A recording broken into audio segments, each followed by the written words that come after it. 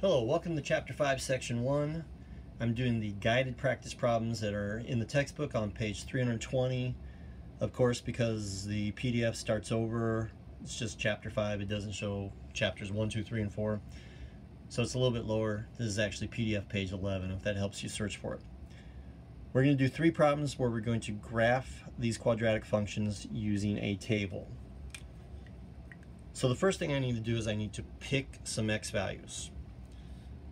This is going to be my x, and then my f of x, or y, is going to be negative 2x squared subtract 4.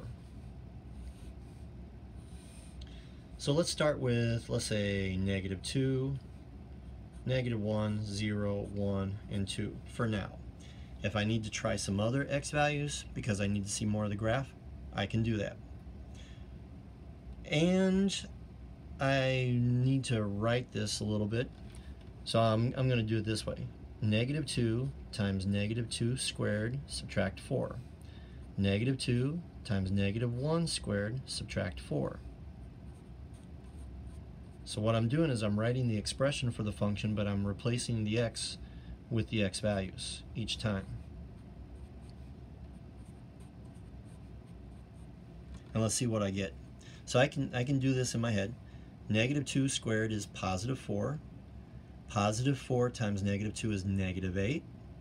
And negative 8 subtract 4 is going to be negative 12. Let's try the second one. Negative 1 squared is 1. Negative 2 times 1 is negative 2.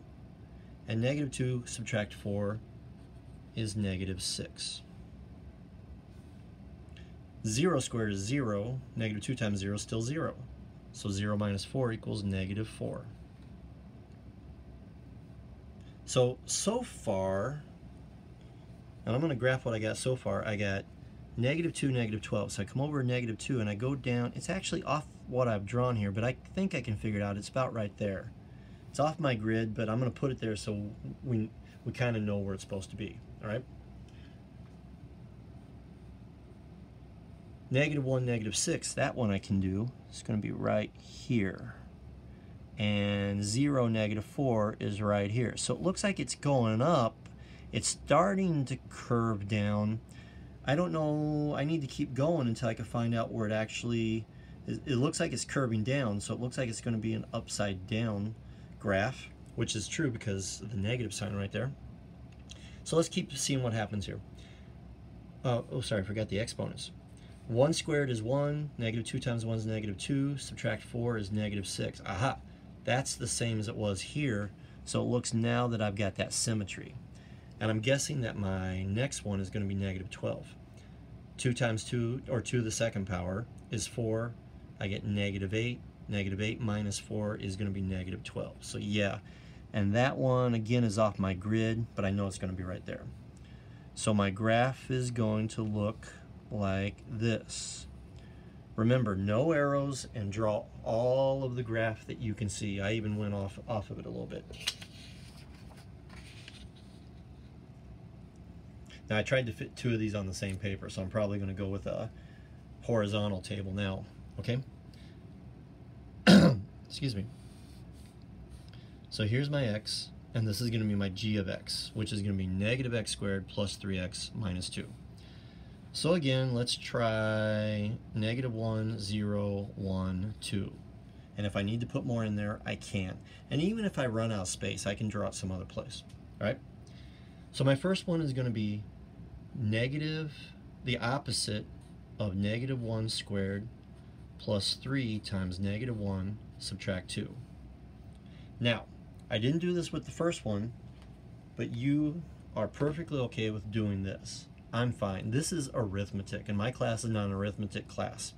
The only thing I need to make sure that you guys understand is this and this are not the same.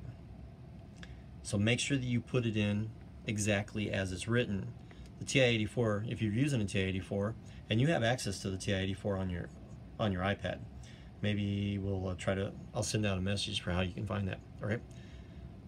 So I do the opposite of negative 1 squared, sorry, was actually hovering over the x. I was thinking about x.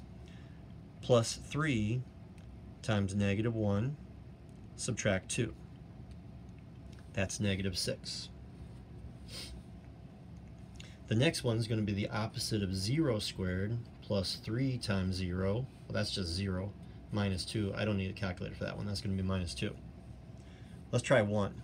So I get the opposite of 1 squared, plus 3 times 1, subtract 2. That gives me 0. So I'm going to graph these. Negative 1, negative 6 is right here. 0, negative 2 is right here. And 1, 0 is right here. It's kind of hard to tell, but it does look like it's bending. And I think it's going to be an upside down U shape because of the negative sign. Because I already know that the negative sign does that. So let's keep going and see what happens. Let's try 2. The opposite of 2 squared plus 3 times 2, subtract 2. Aha! That equals 0. Now these two are the same. 2 zeros right here. So that tells me that my vertex is somewhere in between here. So maybe, and I said this earlier, I can try to pick other values, other x values. What's between 1 and 2? I'm going to try 1.5. So I'm going to do negative 1.5 squared plus 3 times 1.5, subtract 2. That's 1/4. So if I put, I'll just write it this way. If I put 1.5 here, I get 0.25, which is 1/4, which is right about there. So I figured out where my vertex is. I'm guessing that my next number, 3, is going to give me negative 2. Let's try it. Negative 3 squared plus 3 times 3, subtract 2. I'm guessing it's going to be negative 2. Let's see. Negative 2. And I can do the same thing. I think that 4 is going to be negative 6, which is going to be right here. So now I have enough to draw my parabola. Make sure you go all the way off the bottom there. Let's get started with this one. So again, here's my table. Here's my x, and here's my h of x. See, sometimes we do call functions names other than g. All right. So let's say negative 2, negative 1, 0, 1, 2. So I'm going to do negative 2 squared using parentheses because negative 2 squared equals negative 4. Negative 2 squared, see how I said it the exact same way, but I wrote it with parentheses, equals positive 4. Make sure that you remember that. So I get negative 2 in parentheses squared plus 2 times negative 2. That equals 0. So negative 2, 0 is going to be right here. Negative 1 squared plus 2 times negative 1 equals negative 1.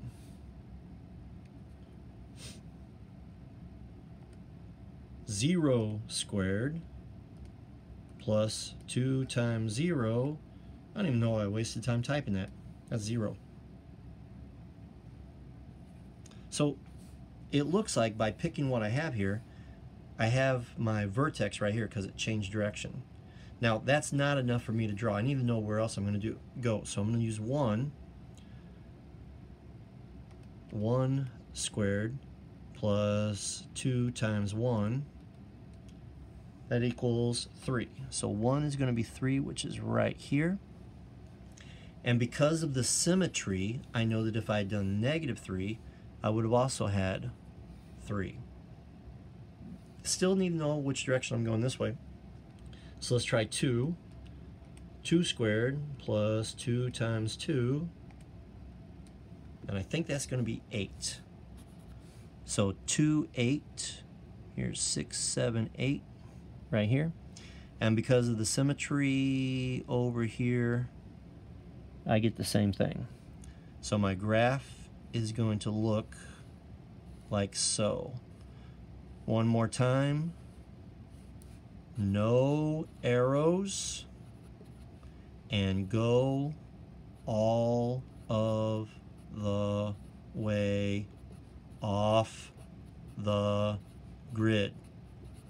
In other words, don't stop. All right, we'll see you in the next video.